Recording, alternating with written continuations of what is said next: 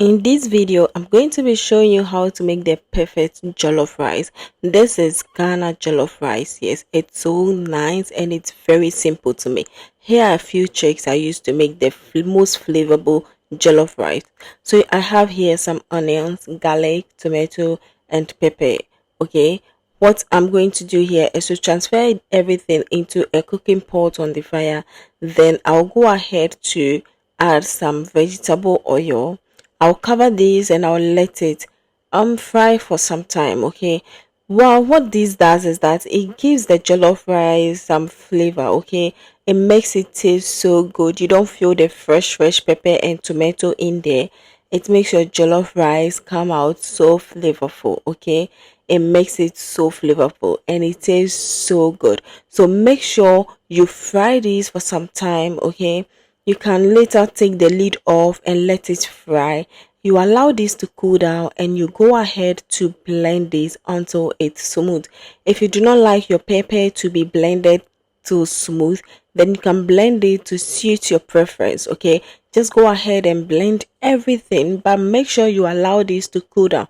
So while you prepare to make your jollof, you can just cut these things and keep them somewhere for the meantime. So into another pot on fire, I went in with some vegetable oil, then some chopped onions. Okay, I'm going to fry this for some time, but I do not like my onions to be brown. Okay, I love them to fry to a certain stage like this, not to give me this caramel color. No.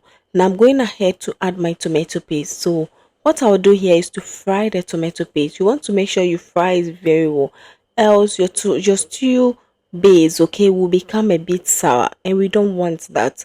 If you don't fry your tomato paste very well, it won't be well cooked. Okay, so fry until you get something just like this, and you see the ingredients, the pepper, onions, and the stuff we blend from earlier. Yes, we are just going to pour it into it like this, so you can see, look at this puree, it looks so beautiful. This alone should tell you that our jollof rice is going to become more flavorful. Okay, yeah, very flavorful.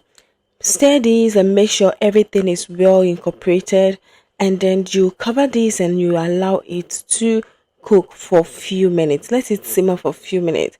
After you see your oil come over on top of it like this, then you know you are getting somewhere. At this stage, you can just go ahead and then add whatever thing you prefer. If you have any meat, go ahead and use it. If you have your tuna, your mackerel, smoked mackerel, whatever you have that you want to use, add your seasonings of choice, and then add some salt as well, and add your spices. So these spices is my own homemade natural spices, and I have that recipe on my channel. I'll link it in the description, and all the other ingredients I used in this video will as well be listed in the description. So after I allowed everything to simmer for a few minutes, I just went ahead to put in my rice. One thing you should know is that whenever you add your rice, make sure you taste your salt. Okay, if you taste your salt, make sure the salt should be a little more.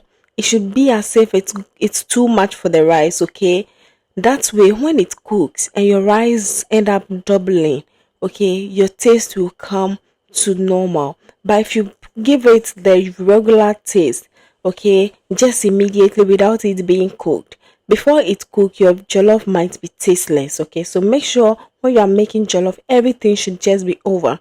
Yes, but it shouldn't be salty. Okay, yeah. So now look at our jollof. So what I did next was to fry some vegetables and then some mackerel, and I put everything on it. I mixed everything together. I allowed it to simmer for a few minutes, and now this is what we have right here. This is just good. It is so well and it's flavorful. Okay, I hope that you found this video helpful. Do not forget to like, share your thoughts in the comments, and also subscribe if you haven't done that yet. And I'll see you on the next one. Until then, stay safe. Bye.